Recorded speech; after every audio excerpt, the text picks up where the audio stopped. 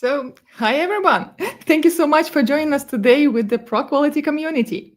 My name is Alena, and I'll be your host for today's session. And before we dive in, let's say a warm welcome to Timur, our technical moderator, who will be making sure that everything goes smooth on the tech side. And today, we are going on a rather unique journey. We're not just exploring how to apply our professional skills to everyday life, we're taking it to a whole new level. We're discovering how the abilities we develop as testers can help us in one of the life's toughest but the most rewarding role, parenting. So, together, we'll see how the skills like critical thinking, experimentation, and clear communication can transform everyday family challenges into opportunities for growth and connection. Expect plenty of relatable stories, laughter, and even some insightful cartoons to show how parenting and testing share one big common goal: building resilience and readiness for the real world. And I am absolutely thrilled today to introduce our gifted speaker who has delivered engaging talks on the many well-known online and offline conferences, including our Pro Quality conference. Our speaker is Maryia. She is a quality engineering leader, speaker, educator, and expert in test automation. And she has spent years in sharing her knowledge on how to thrive in testing and leverage AI to succeed. So, Maryia, hi. It's such a pleasure to have you here today. Hello, everyone. I'm Maryia, and I'm really glad to be here. And before we get started, I have a very quick reminder for you, my dear audience. So feel free to ask your questions in the YouTube chat, and we'll address them to Maryia in the Q&A section at the end of this talk, of course. No worries, we'll not forget any of them. But don't forget that you can rate the event and send a badge to our speaker in the We Are community platform. And it's a great way to show your appreciation. So let's continue. And Maryia, when did you first notice that you were applying your professional skills to your everyday life and your especially family life? Oh, yes, thank you very much. That's a really good question because I think I always had a passion and interest in scientific method and in science in general. And I clearly noticed when I became pregnant with my child that, okay, this is a good chance to find out more, to know more, to dig really deep into what science says about parenting and how to navigate this rather complicated time in my life and how to approach parenting with the best ways possible. Mm-hmm. So, yeah. That's very interesting. So, could you please share what else you have in mind on this topic?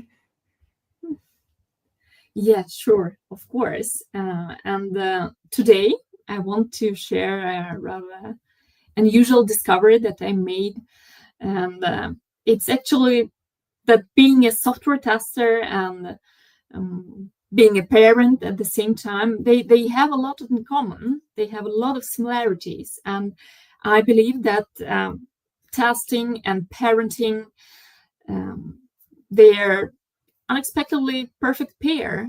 And now to kick things off, well, I have a confession for you, a story from my childhood that explains where it all started. Well, when I was about 12 years old, I don't remember exactly, maybe 11, 12 years old, something like that, I changed my school without telling anything to my parents. And you're probably thinking, wait, what? How does a 12 years old even can do that? But trust me, it wasn't easy. And but little Maryia, little me, was quite determined and quite, knowing her own goals. And I decided one day that I didn't like my school because I was bored. It wasn't the challenging environment that I wanted to have when going to school. And in my mind, I thought, well, I probably can myself find a better school for me. So, well, actually, there was another school that I liked, and I heard good reviews from my friends and so on. And what I did is I just came to my old school.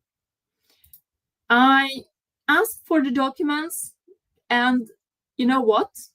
They gave me all the documents, and no one asked if my parents agree or if they gave me permission to move to another school. And then I came to a new school and applied. And even there, in the other school, no one asked for any permissions from my parents.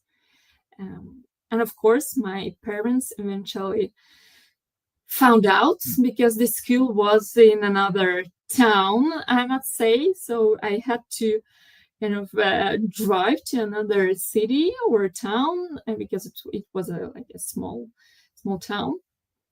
And let's just say that, well, my parents were surprised when it was time to go to school. And I got a very long lecture, but in the end, they cheered me up and they said that I was so brave, and little me thought that, well, I was independent and clever, and well, this whole story, it's been a life lesson for the whole life, because I completely skipped. The problem was that I completely skipped the communication part. And now, when I'm no longer a child, when I'm a parent myself, well, I kind of see that it's kind of important, right? The communication part, it's really important. And looking back, I realized that, well, this story says a lot about who I am. And because even as a kid, when I was really small, I was testing the system.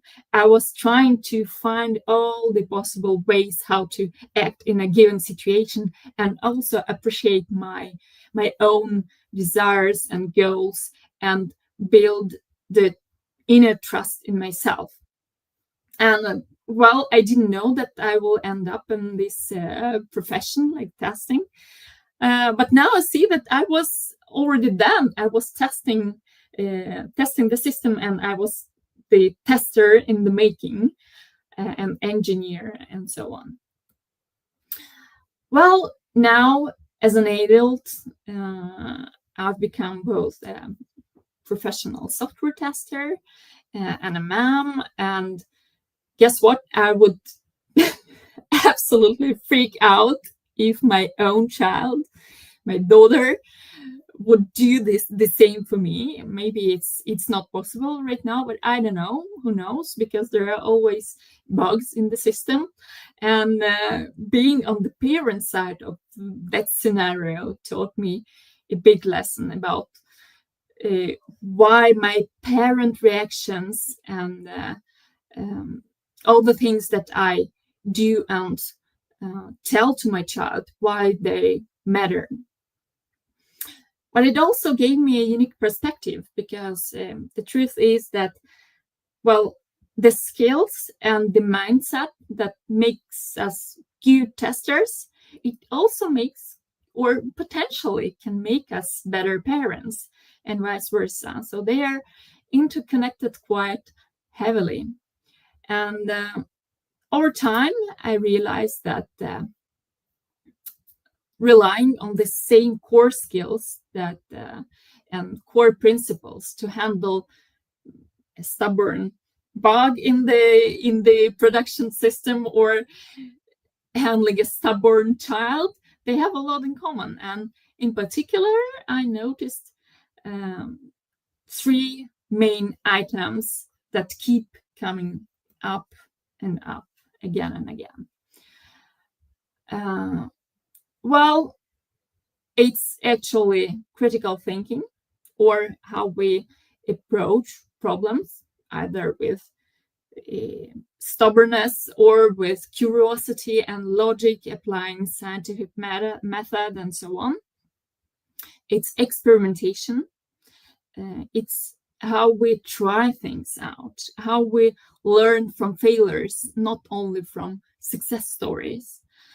And it's, of course, communication, how we explain, how we listen, how we try to understand things, and whether it doesn't matter actually whether it's a team or a customer or a tiny human or someone else in your professional life.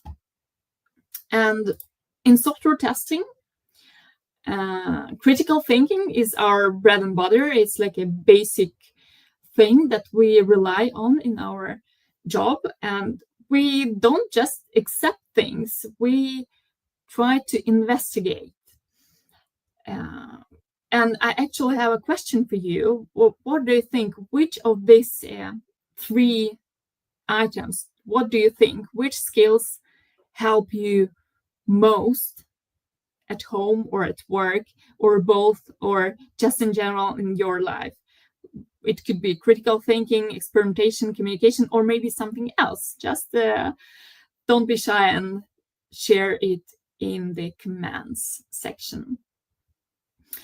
Well, as I said, I find critical thinking a basic thing that helps us being good testing professionals.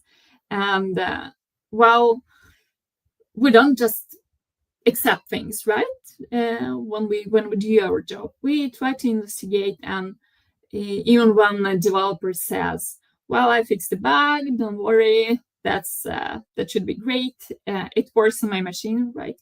And we don't just say great, or well, maybe we say, but we don't trust it from the first sight, right? And we move on. We think critically. Well, did they really fix it? Did they perhaps introduce a new bug? Let's verify. And we kind of constantly ask why and what if. Why does the application work like that? What if I try to create a rather unusual scenario and try to test it? What if the user enters some weird numbers or tries to do like an injection or something like that?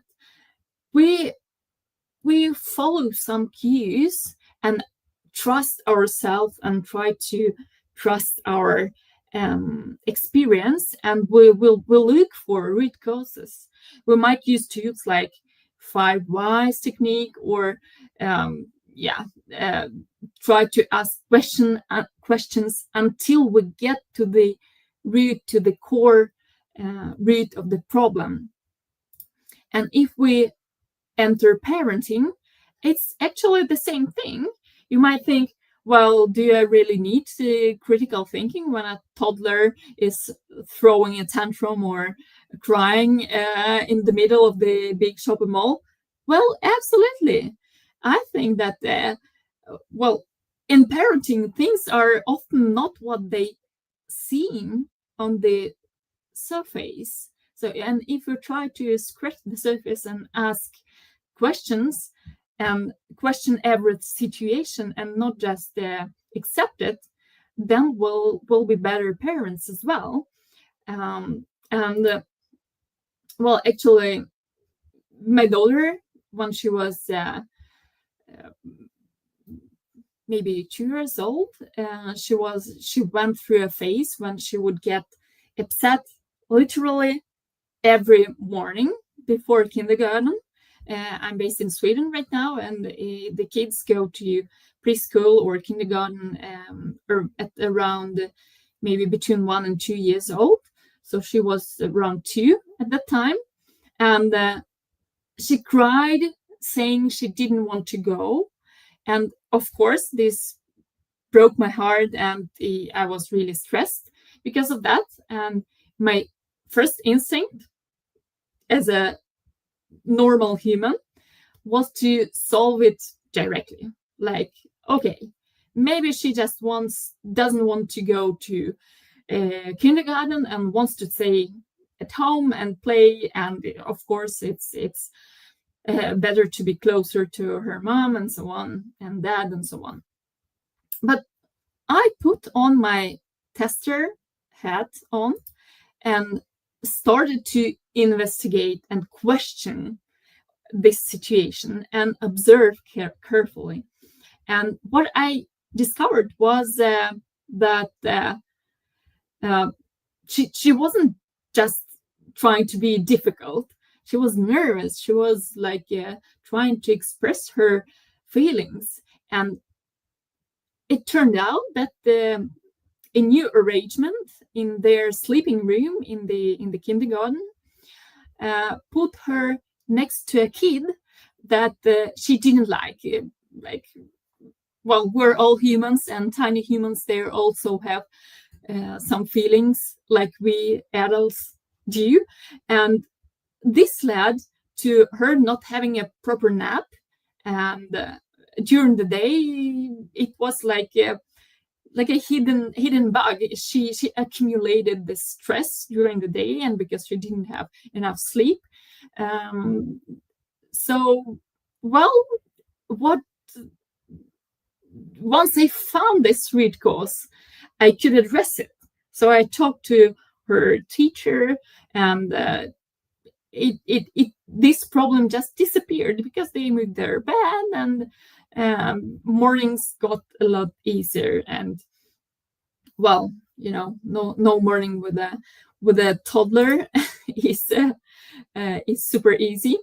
But well, the point is that by using critical thinking, I avoided my daughter or labeling my daughter as being difficult, and I solved the real problem, the problem that caused all this, the sequences of the sequence of all of these events that affected even in me at home, even if the root cause was in the kindergarten. And well, as testers, we do the same. We don't assume just that, user error or bad code immediately. We will try to gather evidence. We try to ask all the stakeholders. We try to ask everyone that's involved in the situation.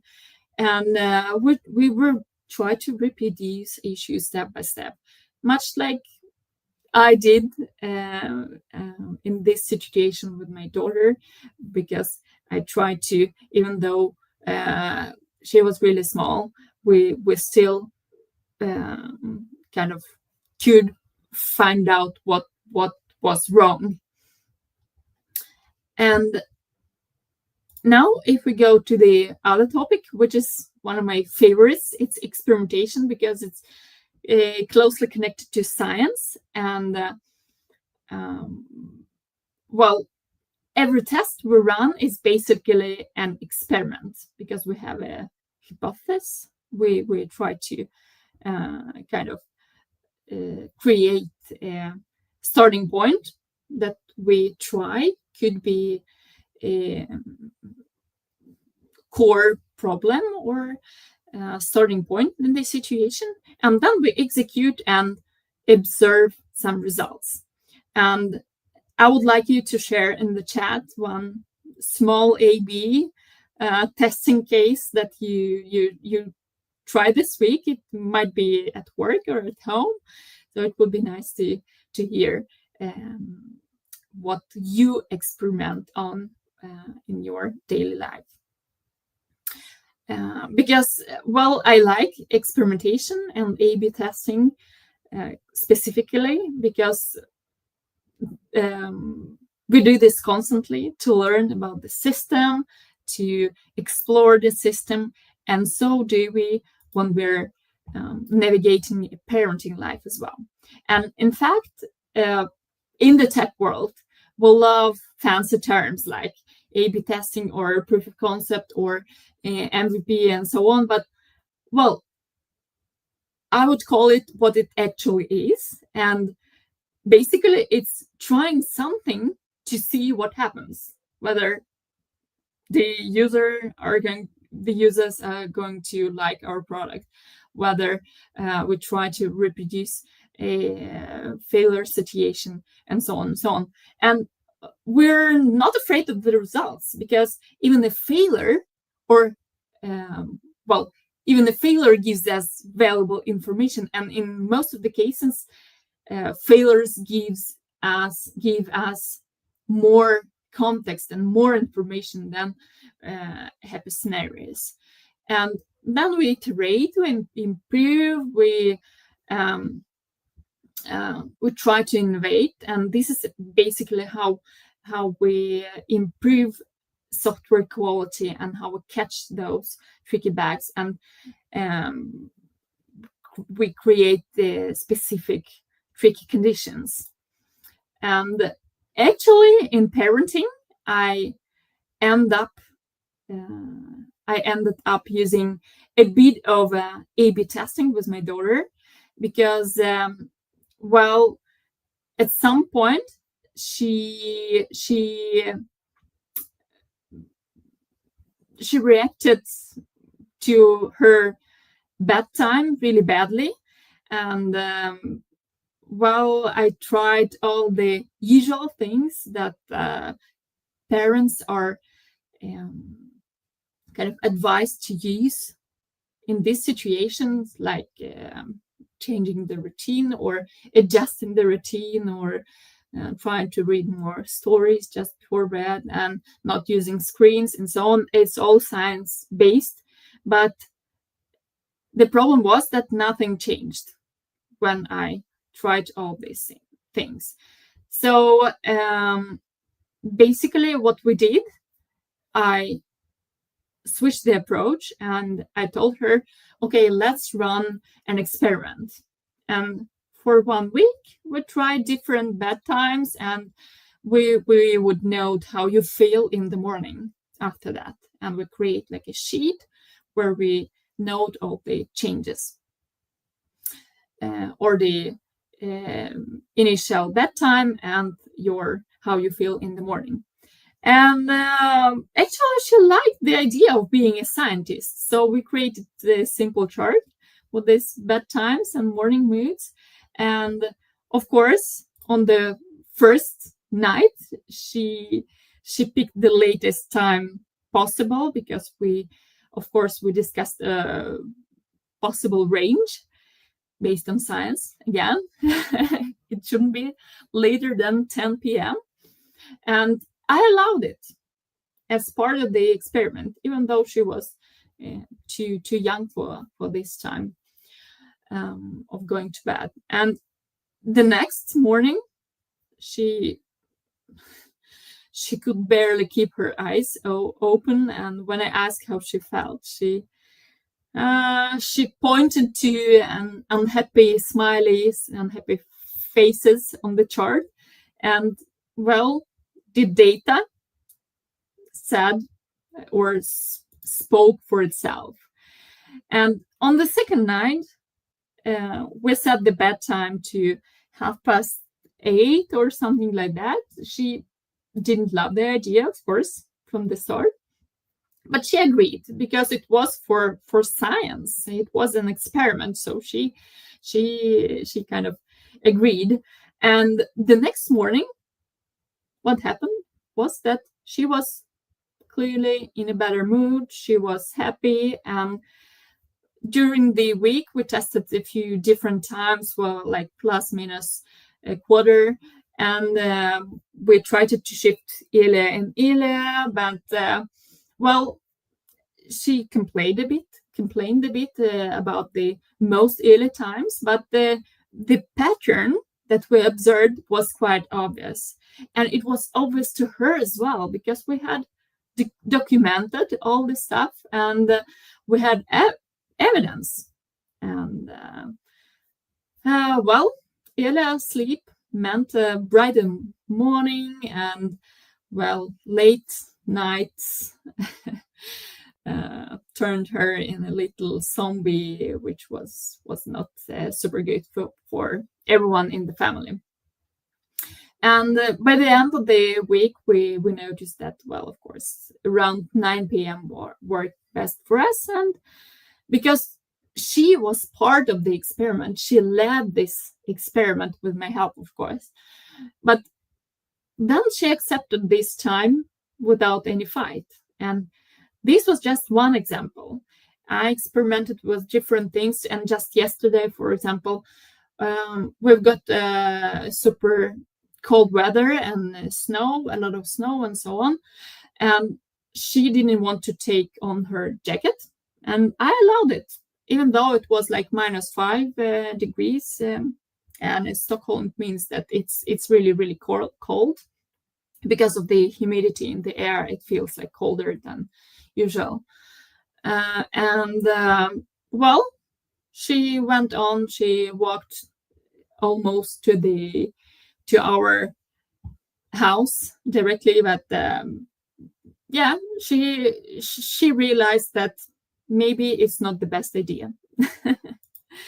And in the morning today, she wasn't protesting anything about jacket and warm shoes.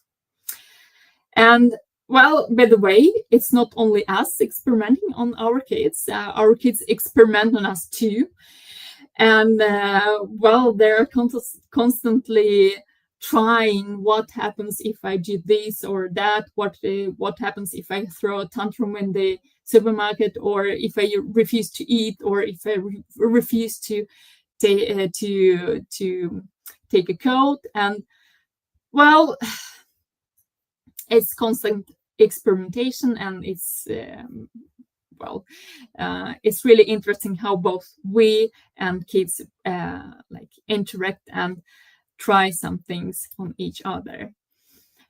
Well, all right, we've tackled critical thinking and experimentation, and the last item or theme that I wanted to talk about is one of the glues that or one of the things that glues everything together, even experimentation, critical thinking, and it's communication. It's everywhere, and that's the soft skill that's actually pretty hard sometimes, and both testing and parenting can rise or fall based on how we communicate, either with our team or with our child. And well, as a tester, you might be brilliant at finding bugs, but if you can't communicate what you found out, how to reproduce the bug, and so on, why, and especially why it matters and which risks it brings, then those bugs might never get fixed. And I spend a lot of time working with communicating and crafting emails and talking to people and explaining risks in the meetings and negotiating what should be fixed and so on. And well, each group in our team, or each group that's involved in project work, has or speaks a slightly different language. And if I'm talking to a developer, I'll probably include some technical details, tech phrases, point to specific items in the code. But if I'm talking to a non-technical person, like project owner maybe, or stakeholder or user, then I'll frame the same situation in completely different terms, and I would avoid the jargon. And if we look at the same situation in parenting, so if testing teaches us to know the audience, parenting pushes that skill even harder. And explaining something to a 3 years old or negotiating a clever 6-year-old shows how quickly that how we speak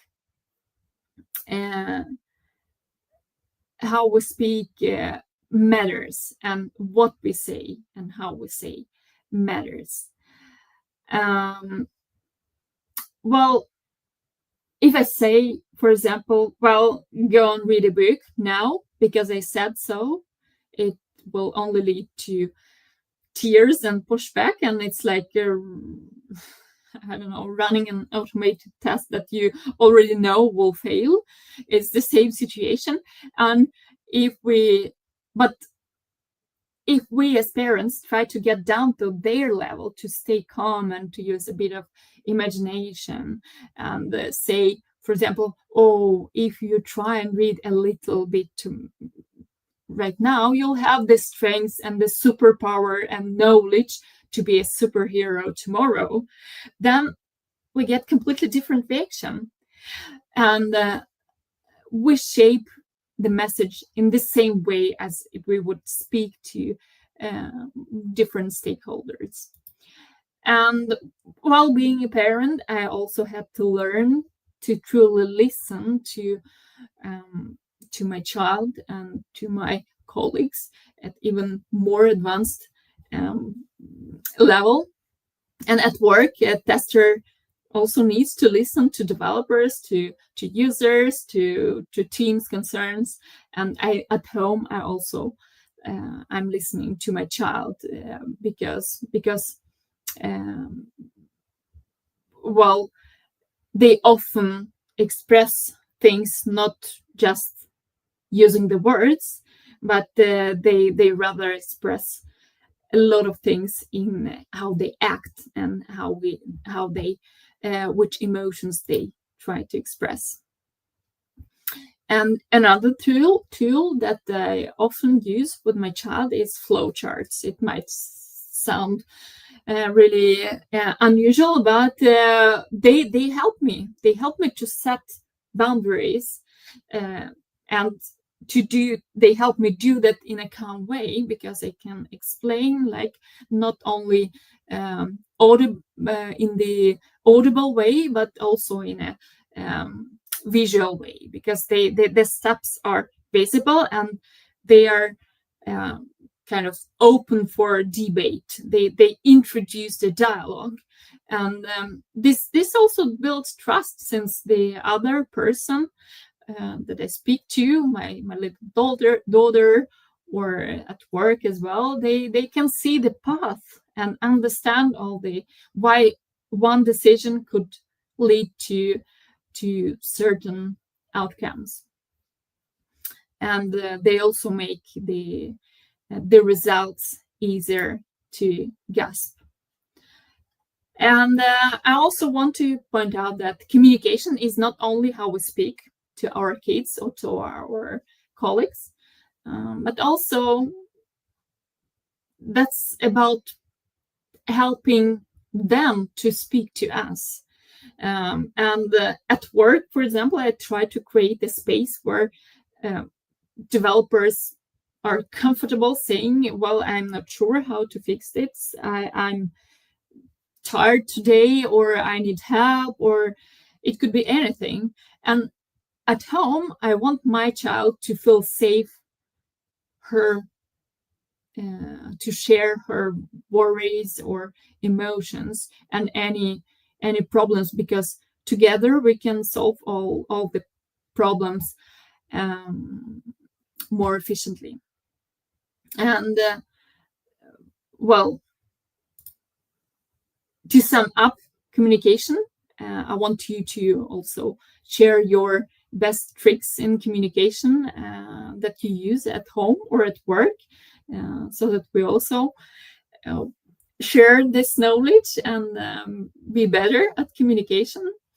And to sum up this chapter, both the tester and the parent, we all need to be part detective, part diplomat, or part storyteller.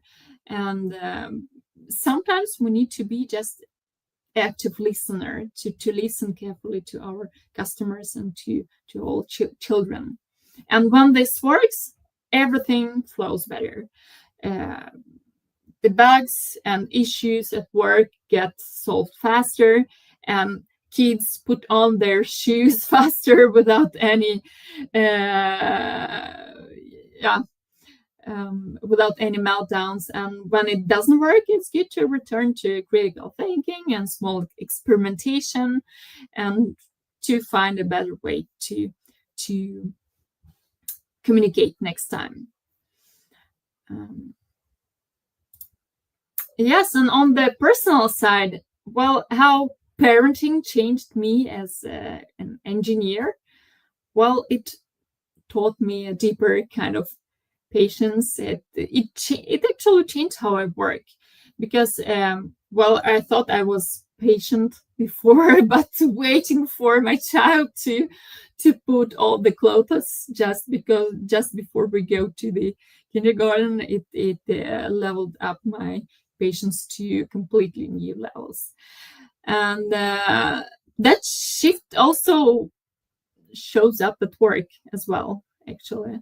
And resilience is also another lesson that I learned, because, well, kids can turn your plans upside down in a second, or when they throw a tantrum, or when they get a fever at 3 a.m. and all the plans change. And well, you learn, actually. I learned how to reset and how to act quickly, and don't let any tricky moment to ruin the whole day or the whole week or the whole trip sometimes. And well, parenting also boosted my creativity, of course, because kids ask totally wild questions and unexpected questions. And of course, I became a lot better at time management and efficiency, because before I got kids, I enjoyed long stretches of focus. Like, I had this focus time slots in my calendar, but now it doesn't work. I don't have this privilege anymore. And well, there is a saying that having a child is like getting a master class in leadership and personal growth, taught by a toddler with crumbs on their face, and it feels really true. Well, along the way, I realized that testing and parenting, they have a lot in common, and they fit together surprisingly well. And both ask us to think with care, to be creative, to learn from mistakes, and to talk clearly to other people. Well, thank you very much. Truly, I would be glad if you drop a few words in the chat, and sharing a few words what you find most insightful. And now I'd love to hear from you, because we have some time for questions and answers. And so if you have any questions, or maybe want to share something, some funny stories about testing or parenting, so I'm all ears. Maria, thank you so much for such engaging and insightful presentation. It's been truly refreshing, I'd say, to explore how our professional skills impact on our everyday lives. Definitely, it's some great food for thought. And dear audience, I refer to you again. If you enjoyed the talk, please don't forget to scan the QR code on the screen and rate the event, and send Maria a badge, of course, to show your appreciation on this talk. And now it's time for the Q&A session. And if you haven't sent your questions yet, that's a perfect time to do so.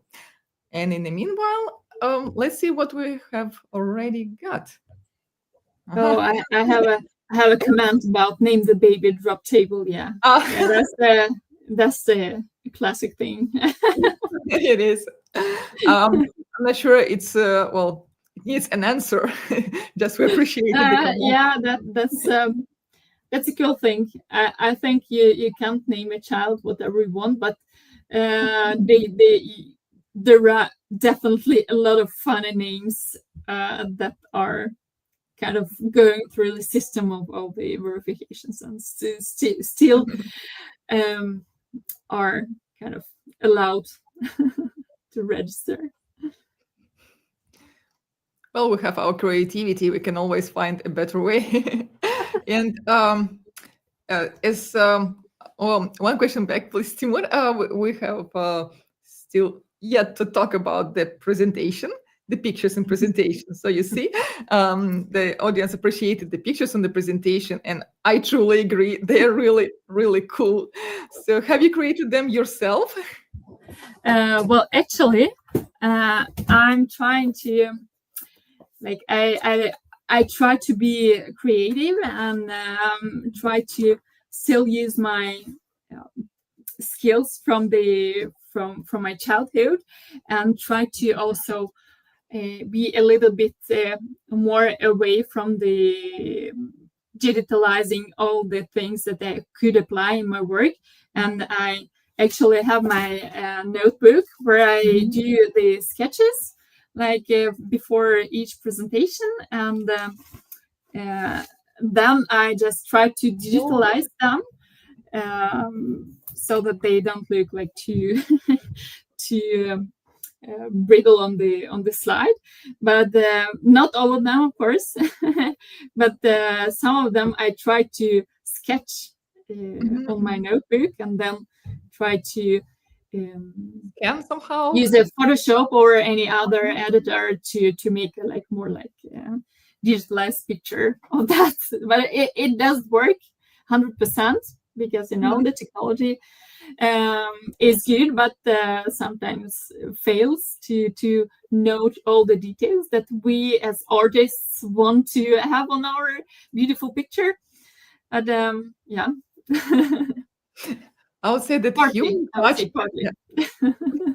human touch is always something that another human would feel, and I believe the audience did really read that underneath, like between the lines, that it was you, the author, at least of parts of these pictures, and it really feels like because they are so greatly fitting the presentation and the topic and the manner, the all that. That's great. Thank you for sharing this, and I believe we can proceed with the next question. So. It seems like you're not just separating work and life, you're actually using skills in both. But have you tried to apply some hard testing skills as a parent in your experience? Well, thanks. That's a good question actually, because I'm starting to wondering what do you mean by hard testing skills. For example, because it's a hot topic in the testing community or in general in tech community. What is hard and soft skills? Because sometimes soft skills are much harder to learn compared to so-called traditional hard skills. But actually, yes, we started, or I started to learn her basics of maths and programming when she was from day one, maybe, like showing pictures and so on. Yeah, now she's quite good at the basic programming, or if I could say so, because we use some special kids adopted books where you could train to define and see the patterns in the outside world. And in the kindergarten, they also have different robots that you could program so that they follow different paths and so on. And of course, a lot of focus on maths right now, because, and critical thinking as well, because I believe that that's the best you could learn your child, and there is no mm, uh, it's never too early to start, I would say so. I agree. And for example, have you ever thought of trying, I don't know, Kanban board maybe with a child? Well, it's not like truly 100% testing related skill, but still maybe Kanban Yeah, board to yeah. to visualize the chores, maybe something else.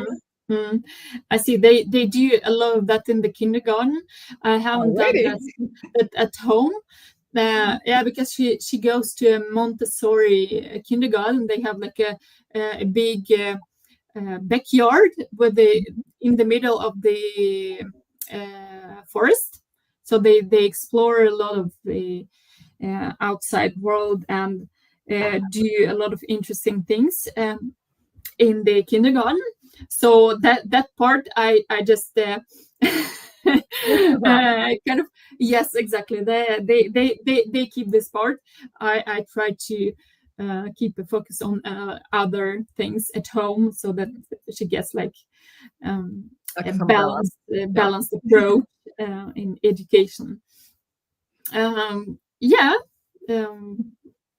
like Yeah, both that's a both. good idea. To try sometime, maybe when she is a little bit older. Well, yeah. Yeah. Okay, thank you for the question, for the answer on this question. And the next one.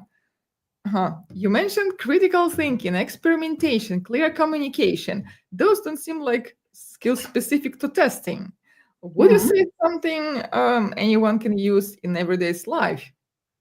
Or like they are something that everyone can use, yeah. Absolutely, absolutely. I only mention them as core testing skills because I'm a testing professional. I'm working mostly with test and development, but they're super helpful in general, and they're helping to create this, um, yeah, the balance between life and work, and they could be applicable in any situation, not only in testing, of course, because developers, project owners, we all need these skills, right? No matter test leads, whatever, management. That's the basic um, for making For good any both at professional, work and at home, and even in communication with your partner, because it's also a human, right? And you need to find definitely. yeah, to compromise sometimes, and to find the best decisions for your family, and the both critical thinking, experimentation, and clear communication, they help enormously in this situation as well. Agreed, agreed. Believe those skills is something which is really helpful to learn basically by anyone. Exactly. At least if you want to have a more harmony in life, more balance, and be happy. Okay. Sure. Okay. So, oh, another question. It's Mm. surprising that when you get the second child, you realize that the same approach doesn't work. They are different. What a joy of investigating their world. So, any thoughts on this? Yes, exactly, because everyone is different, and uh, well, even in the same family, usually all the children are super different. And I recently talked to my friend. She has 3 children, and she got like after 2 children, she thought she cracked the system, because both of her first children were super calm and like easygoing, but then they decided to get one more child, and now she said that, okay, I can't leave him alone until he's probably 18 years old, because he's so unpredictable. So yes, of course, everyone is so different, and the same approach doesn't work, and it's true, but that's the same at work and at home and in family life. it's good to experiment and try to find the way forward together. Yeah, basically, a new child is totally a new feature which has to be discovered at first, and clarified, and etc. etc. So yeah, and we are all different, and even for children who are grown in the same family, like I would say they're usually different. It's kind of more of exception that they are very look-alike. Same parents, same family, same maybe country, maybe same house. Still, kids can be totally different, and that's another proof to say that, well, there can be basically two same people around there. Yeah, but Even that's yeah, interesting, right? That it's exactly that keeps us alive. yes, and motivates us to like move forward, explore, and well, never stop us discovering this whole new world around us.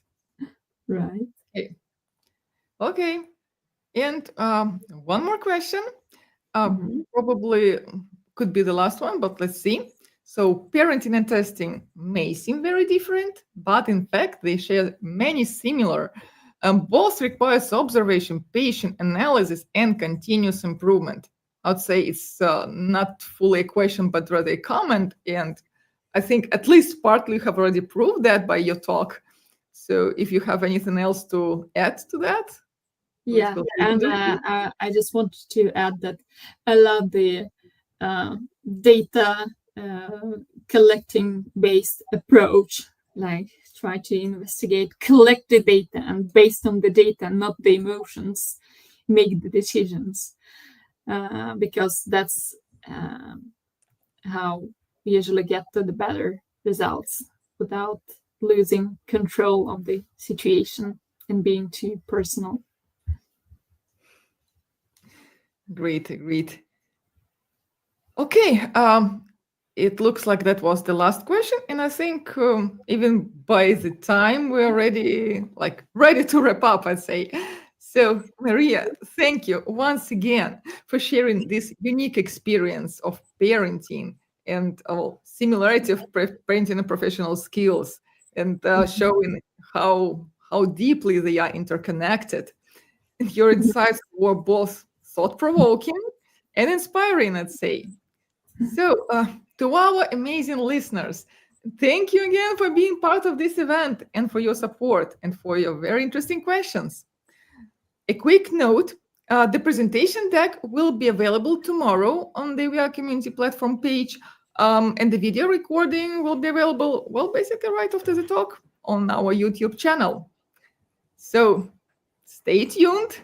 Join ProQuality community through our social media channels, and may your tests always be flawless. Bye bye. Thank you. Bye bye.